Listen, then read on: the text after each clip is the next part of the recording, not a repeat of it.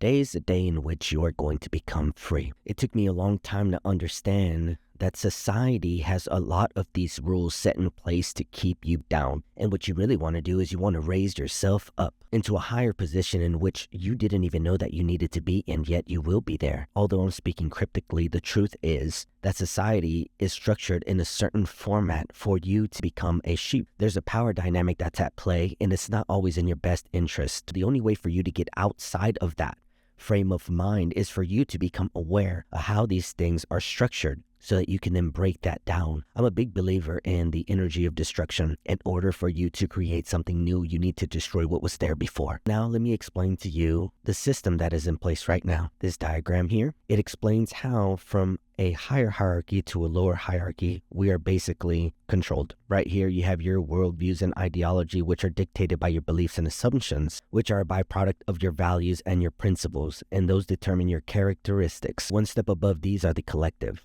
So the collective has its own beliefs, its own values, its own principles, morals, and ethics. And at the very top, the people who dictate that are authority figures. You can think of people that pass laws and stuff like that. But really, everywhere you go inside of society, everything is sort of structured in a way in which it's hierarchical. If you're in a group, there's always a group leader. And every place you go, there's going to be someone who's at the top or at the bottom. But that's the old system that's in place. What I am proposing to you is that a better way of bringing this out is for you to be able to become your own authority figure. At the very tip of the triangle on the diagram that I showed you before was the authority figure. So you want to become the authority figure of your life. And also, you want to make those individualistic characteristics, ideas, beliefs, values, principles, and those the strongest that they can be, so that they can challenge what society wants for you. If we're being real, we can see that everything in society is meant as a competition. If I go for a job interview and another person goes to a job interview, we're both in direct competition with each other. Although society nowadays is structured in a way for it to be communal, it still falls under that category of being under something. I can think of specific examples in my life. I noticed that a lot of limitations that I had got was like, for example, from a teacher. If the teacher believed that I wasn't smart enough, then I wouldn't be able to learn. My individualistic belief was based on that authority figure's belief of myself. A lot of the limitations I also received were from my parents. Even though they did the best that they could, the negative things that they may have portrayed, for example, I was a person who used to always argue with my mom because I wanted her to love me a certain way. But love for everybody means something different. I would find myself arguing with her, and then I thought back to myself of when my dad was arguing with her because he wanted her to love him a certain way as well. So I picked up this unconscious habit, and then I would just play it out, because to me, inside my mind, my dad was my authority figure. Now in society, they don't really teach you that. What you have to do is you have to become your own authority figure. You have to question. Sometimes you have to rebel and fight against a whole system if it is against you. If it's not something that's helping you build up, then you have to create something new in its place. A while ago, I was studying hypnosis, and I sort of reached a precipice of where I couldn't go any higher. So I decided to myself that I had to create something to put myself in the position where I needed to be. So I imagined myself magically transported into the place wherever I store the highest authority inside of my mind. And I metaphorically imagined as if it came inside of me and it shined out. It's something that belongs to me. Not only it belongs to me, but it is me and of me. Everywhere I go, I want to be the authority figure no matter what. And this doesn't mean pushing people down. If I believe myself to be an authority and bigger than other people, then I can pull them up to my level and higher. The goal of this whole thing really is to empower you so that you can understand that you can be in an authority position inside of your own life, the one that's directing it, the one that's guiding it in the direction that it needs to be. Basically, all you need to do is become the authority figure of your life. Now, I'm a big believer in doing your own experimentation. So there are studies in psychology in which it explains how the collective is something that affects us. So I would just encourage you to Google that. I could provide all the stuff here, but I don't want you to believe what I say verbatim. I want you to challenge it, because that's what I want to teach you, what they didn't teach me, to challenge authority, to question authority, to do your own research. So there's a lot of different examples of exercises in which they put a person in to test their conformity. For example, there was one in which I saw that maybe you can find it on your own, where they walked into an elevator and the people were facing the opposite direction, and those people were paid actors. The only person who wasn't a paid actor and part of the experiment, basically, that they were experimenting on, they would conform and look the opposite direction that other people were looking. So this is a small example of how society tells us to do things, but how do we even know, for example, that we have to get dressed, that we have to brush our teeth, that we have to comb our hair, that we have to cut our hair every now and then, we have to wear makeup, that we have to wear certain types of brands? And that's the thing, that the people inside of the world, we have certain definitions inside of our mind of what an authority figure is. One of those definitions is people who have more status than us, who have more money than us, who have more sway than us, who are seen by many people or are popular. I would like you to question that, because why does that mean that that person is an authority figure? We've just been fed this definition and we just accepted it. But the true way to go about this is to question everything. And every single one of the ideas that does not serve you, you have to say inside your mind that that's just a stupid idea. In which sometimes whenever I'm trying to learn something, for example, I don't accept everything verbatim, and the things I don't agree with, I'll mentally say to myself, that's the stupidest shit I've ever heard, so that I can challenge it and put myself into a position of judging. And as I look at it, then it's not bigger than me. I want to be bigger than that thing, and no matter what it is, I'm the one that decides if it's good for me or not. So then with the exercises going forward, that's what we're going to focus on. Metaphorically, symbolically, hypnotically, starting to make ourselves that authority figure so that we can then take full responsibility for our lives, and the things that happen that we don't agree with, well, we can change it. I used to be a victim of a circumstance, so I used to see myself as a leaf just being blown by the wind, and anything that happened to me, I was sort of a victim of it. But when I realized that I'm the authority figure of my life, I realized that I can challenge and question and view myself as the person who's going to overcome all of these difficulties. The things that I've mentioned to you, both consciously and unconsciously, some of them will just go right in. But the rest of them, you're going to have to constantly practice it so that you can see yourself there. You've been conditioned over time. Over the course of many years or decades, you've been brainwashed to believe these certain ideas. If you apply them in the correct way, you can challenge it and, outdo all of that conditioning. The best way that I know how is to cement it in metaphorically and symbolically. So that's what I'm going to do in the next section. Welcome to Hypno Beats. Today, we're going to install the things that will allow you to be your own authority figure. Deep inside the mountain of gray God, to allow yourself to close your eyes all the way down. The faint hum of secrets vibrated through the rocky walls. Lived a boy whose heart pulsed with longing to find and allow them same eyelids, a warm tingle in his chest, in his to be glued shut, surrounded by the rich aroma of aged and test them just to make sure. Flicker of candlelight casting dancing shadows. And when you realize that they are shut completely, you're gonna take that same relaxation. You're gonna pour it from the top of your head down to the tip of your toes. Like a distant melody, he repetitively read the book, fingers tracing rough in a moment. Not now, but in just a moment, I'll ask you to open up your eyes, and you'll come all the way up, then you'll close them and go all the way down. So open your eyes all the way up, close them and go all the way down. Urging him to leave his comfort and search outside himself. Open your eyes all the way up, resonating like a drumbeat in his bones. Close them all the way down. Rational enough to satiate him. The craving for the special item, burning like fire. And on this last time, you're gonna open up your eyes and come out multiplied by infinity. It was said to be a chair, and then you'll go down multiplied by infinity as well into the depth of this relaxation, of this comfort. To open up your eyes all the way up, close them and go all the way down, their entire being, nerves lined with celestial fire, birthing them as you begin to imagine counting down from the number 100. And after you count, you mentally reply to yourself, deeper, relaxed, knowing it was the only way to outdo. We begin with 100, deeper, relaxed, 99, deeper, relaxed, 98, and now I want you to imagine as if there's a dimmer switch, in which you're going to he stepped out from where he was, turn all the way to the left, and the numbers will disappear completely, allowing your mind to be completely relaxed, just as your body is. As it pushed back with all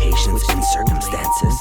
Furthermore, becoming the god of your own life, expanding like the horizon at dawn, the biggest in your world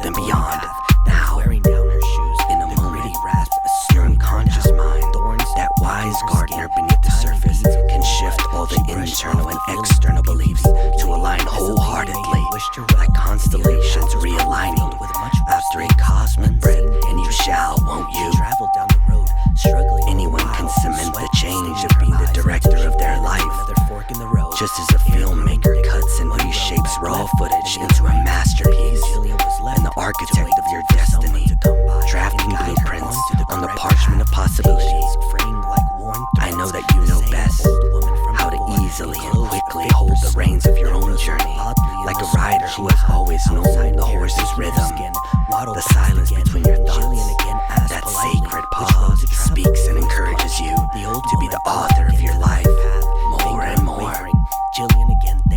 Because the more you remain on the throne of your existence, like a monarch whose crown grows lighter with every decree, the more you can relax in the fact that you can do it all the time, anywhere, with ease. Because it's better to embody and carry that essence of the captain who steers their own ship, not by force, but by the quiet knowing of wind and tide, in the best way that you know how. In addition to your unconscious mind, readjusting your beliefs, values, and principles, like a master jeweler, resetting a crown to fit your head perfectly, to better align with you being the sovereign person in your world. The space between your thoughts echo endlessly, whispering, you are the one who holds the keys to your entire kingdom. And as you transform, even beyond these suggestions, like a caterpillar unaware, it was always meant to fly, perhaps bettering other things that weren't mentioned, yet implied, like roots feeding a tree you cannot see. Allow your unconscious to speak it away you can understand, because like a cow who chews cud, you can allow the bubbling up of the unconscious to rise gently into the conscious mind, be digested and suggestive to the subconscious, so you can carry it into day-to-day interactions, combined with staying the person who sculpts their destiny endlessly, heart, soul, and mind aligned, like three rivers merging into one unstoppable current, pushing you to be that ultimate authority who always has the last say. When you imagine how easy it is to navigate life, anchored into the position of the master of your own universe, like a lighthouse standing unshaken through centuries of storm, you're allowed to rewrite all past experiences to reflect that you are the one who has all the power over yourself and your surroundings. Because it's possible to continue being the commander of your own fate, if you will. Can you become aware of being the pen that writes your long-lasting legacy, ink flowing like liquid starlight, leaving a permanent mark on the world? In a way you don't even know yet, but you will see yourself in that authority seat, holding the pen that writes your destiny, demonstrating how easily you can take full responsibility for your life, viewing yourself as a unique and powerful separate entity from the rest of the masses, because a person like you in excess continues being the keeper of your own flame, an eternal flame tended by no one but you, coupled with individuals who prioritize being the driver of their own perception, perpetually, not only wielding the scepter of your own fate, but directing your movement with poise and purpose until the end of time. While you endure as the blacksmith that forges and cements your future with each strike of will, being the lighthouse that guides your own path, lingering as the emperor of your own life, demanding more for yourself and others, in a way aligned with your internal compass, which even in this moment becomes more and more valuable in ways you haven't even begun to dream yet. You will, won't you? Being the spark that ignites your own fire, whether in 1 second or 2, along with being that authority figure in all cases. And it's important to persist as a weaver of your fate. And if it's valuable to see your own endless value, to be that God you have so long been longing for, then realize that it's much more beneficial staying as the monarch of your mind. Because as you exist, occupying space excessively as the owner of your own narrative, that's right, set free forever, and even more than you ever thought you could. What you have to do is sit, chair, God, now God, life of, and go back to the beginning of time, rewrite it so that it's written in stars. You are the one and lonely God, and I'm curious whether you will stay there permanently or eternally, won't you? And in a moment, destroy all that says the contrary to this new desire to remain the thing that is beyond any authority immediately. Then imagine all the moments that you will continue to stay as the number 0 and the number 1 in your mind and of creation, both imaginary and real. Joseph cared about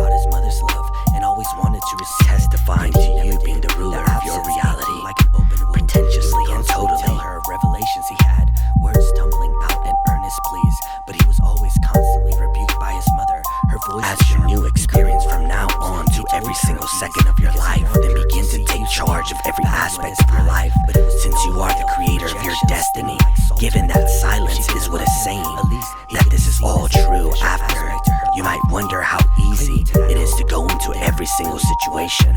As the one who dictates the rules, you will rely on being the being that goes beyond all beings, becoming something other than human and something more divine. Claim it, for it is yours.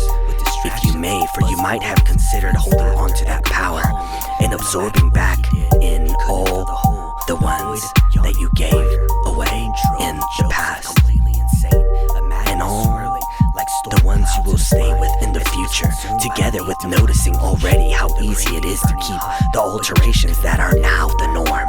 It's better to be the person who will be more potent than anything. For at a time when you thought you may be who you really are, and whatever is beyond that, I know you're eager to find out how permanently you will remain as the authority figure of your entire life and being. Stay the person who keeps everything at bay, for life, it's only a play in which you play and pay to slay all excuses today in the way of your full and powerful omnipotent authority. Isn't that so? Plus, don't imagine yourself in that authority seat cemented in too quickly, and decide today that you are the one to dictate your destiny. Drives you to reorganize your self-image to reflect that, whether in 2 seconds or 3, it will happen in one parallel to envisioning the self going beyond any human limitation, simultaneously becoming whatever is beyond a God, not only allowing that to grow, but to take root much more deeply than you could ever imagine. In the process of being the commander-in-chief of all parts of your life, drives you to stay the ruler of your kingdom. More and more entails following your own cardinal direction and doing as you please, rewriting and reprioritizing what morals you will now have, more aligned with being the God of your own existence. Because wearing the crown that decrees you to be the ruler of your kingdom, stay in place permanently, effortlessly, automatically. And when you imagine it happening, then you can just see it doing it all by its own repetitively, constantly, in all situations, bleeding into every other aspect of your life. So stay as it must with you at the top of everything, which drives you to realize that you've been the one holding the needle of your fate all along. At the same time, imagining you making the change quickly and keeping it, then triggers you to hold tighter onto the wand of destiny that you weave to keep yourself going in the way that you want to go, which means the real person is the one who makes actions happen in your life, which is you. So that says that when you reach full potentiality as the creator of your world, you can allow yourself to sit and wonder, how comfortable do you look in your divine chair that repels all others and allows only you to sit in it? Because it's truly a magnet, and that magnet only pulls you onto it, doesn't it? Together with the mind manifesting better and better ways and ensuring you remain whatever is beyond the ultimate authority, and that equals you growing indefinitely. Now, self-acceptance blooming like a flower in sunlight, a murmur of an internal voice spoke something faint like a whisper in the wind, but because it was so muffled, Joseph had no means of understanding. Straining his ears, again the voice spoke, and Joseph did his best to listen intently, focus sharpening. Your size, it said, the words vibrating through him. Joseph was puzzled as he didn't understand what it meant by his size. Brow furrowing. Your size, how big are you? It said again, probing. Joseph mentally thought to himself and answered that he was the size of an ant compared to everything around him, insignificant and small. It's time to change that, the voice said, empowering, and no longer will you ever have to struggle with the thought of not being big enough to become the most important thing in your world, leading to that self-love he craved, sweet and fulfilling. He mentally increased his size to be the biggest in all existence, the expansion fleeing like a rush of wind outward. And to Joseph's surprise, he grew and grew and grew beyond what was available to any person, body expanding with a sense of boundless freedom. This reminded him of a time when he saw a black and red rose that pushed outside of concrete, its petals vibrant against the gray, defying all odds. Everything that said he wasn't supposed to exist was baffled, constraints shattering, because Joseph, now outside of the hole and in another dimension, the air shimmering with possibility, filled all of space and became whatever was beyond space, infinite and encompassing. And there, in that place, gesture-like features, her laughter tinkling like bells. And she then told him, "What took you so long?" Her voice playful and warm, and they both fell in love, hearts sinking in a radiant glow. And Joseph was finally complete at last, wholeness flooding every sense, allowing your mind again to shift back to the south. The stars said, "What you have to do is to go beyond the mind that you have now," said the star, its voice a silken vibration resonating in Princess's bones. "You believe you are human, but you are not. You are a being that is higher than all of the creations, even something bigger than what God is." The words igniting sparks in her mind. "How can I achieve this?" said Princess, breath catching, and the star replied, "I am inside of you, not outside." The truth warming her from within. In that moment, Princess looked down, and near her chest area was what seemed to be a projector, humming softly, its light casting a warm glow. The projector spread its image onto where Princess saw the star sitting on the throne, radiant and majestic. But this time, when she looked inward, she was already seated where she wanted to be. The throne's velvet soft under her. The world became white, blinding and pure, and the simulation had ended because Princess knew that she was the one and only God of her inner world, power surging like electricity through her veins. She ruled with wit and might, strategy sharp as blades, outmaneuvering all of the gods and forging herself to be the God of all gods forever. Supremacy eternal in her grasp, every sense alive with dominion. Wonder no longer, because now Jillian, in front of the two paths, waited a moment to fully commit. The air thick with tension, she stomped her feet in anger that the past two roads didn't work, the impact jarring up her legs. And to her surprise again, the old lady stood at the base, pointing to the right path, now wearing summer attire, a Hawaiian shirt, vibrant and breezy against the skin, shorts light and sandals on her feet.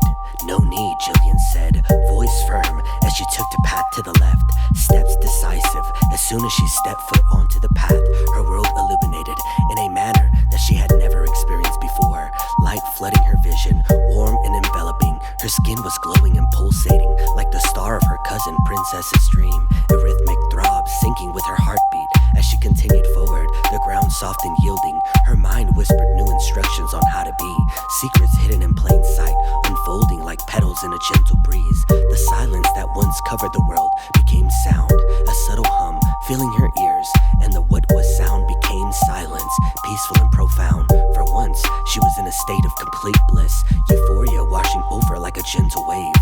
In that moment, she knew that either her parents lied or were misinformed. The realization bittersweet, but nonetheless, some things are not found on the right path, but instead to the left.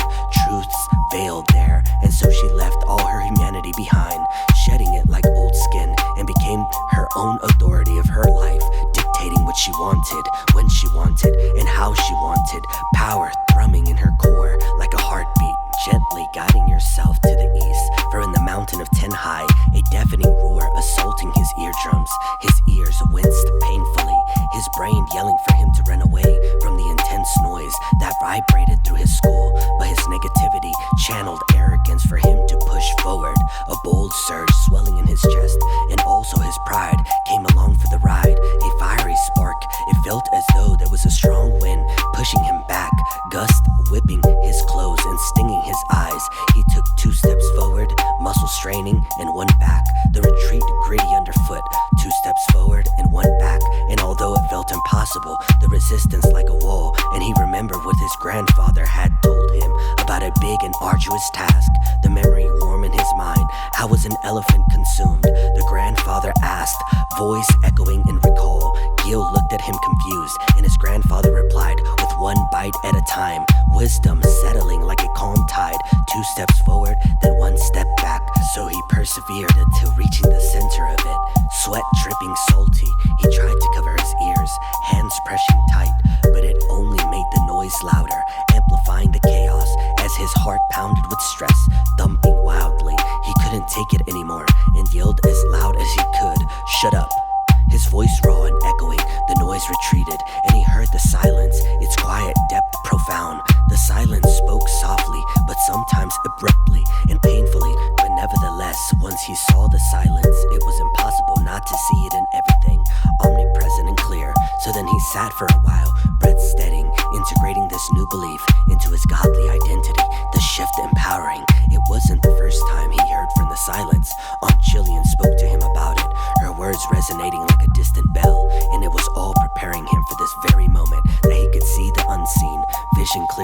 lifting fog. That is when he heard in the silence the truth he had so much longed for. Its whisper, intimate and warm. You are God and will remain God and will go beyond whatever God is. And if you need a reason, just because I said I decree it, and so it shall be. The decree vibrating with finality, power coursing through his veins. And finally, we are back in the realm of nowhere. Listen to these words and push through all this pain. Samael, the angel of death, said, his presence a cool mist on heated skin, voice a hypnotic cadence, slicing through the snowstorm's howl. Pain is just a teacher, but you can make it your mistress and bend it to your very will. The words soothing, the sting of icy flakes. You must remember the promise you made, the one that you hold dear, and bring it to the surface so that you can triumph. Its warmth surfacing like a buried ember. It's time to totally embody your divinity, essence glowing like a beacon. Reject anything that isn't you. Focus on winning, create the win. Be bold and courageous, heart fierce. For as your great-great-grandfather Gil said, the loudness is found in the silence, subtle yet powerful, and it's behind the force of the wind waiting. In that moment, Gil decided to no longer be challenged by the wind. Its howl, now familiar, a wild song. He then chose to ride the great wind, the rush exhilarating, and instead of it pushing him away from his goal, it propelled him forward towards it, speed building like a gathering storm. New emotions that weren't available before were now his fuel, vibrant and alive, to create a life of his choosing. Canvas blank and shimmering with possibility, he followed his own path, lit by his own internal star, its light guiding warmly until he finally reached the place he was wanting to be, a rival sweet as victory, when he sat on the great throne that proclaimed him to be his own God, the seat firm and empowering. Its surface, under his touch, he realized the outside was only a metaphor, because internally he was already seated in the great chair. During the journey there, the truth dawning like a sunrise, and so he sat both internally and externally in the ultimate authority seat of the God beyond all gods, power infinite, senses ablaze with radiant dominion. And I will leave you with this: I can lose everything and